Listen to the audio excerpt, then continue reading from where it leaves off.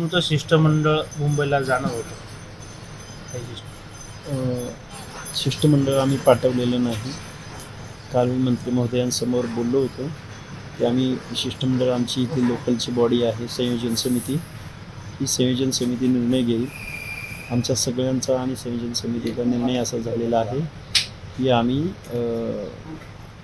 असे शिष्टमंडळ न पाठवण्याचा निर्णय घेतला. काय पर्याय असणार?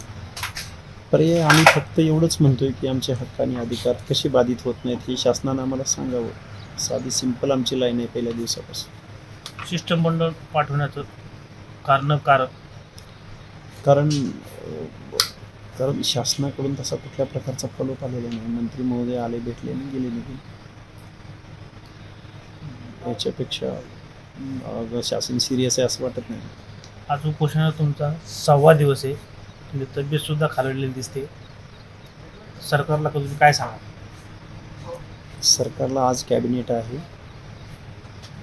महाराष्ट्रातल्या मंत्रिमंडळाने, महाराष्ट्रातल्या 12 करोड जनतेचे आपण मंत्री आहोत या भावनेनं वागावं, एवढीच माझी भावना.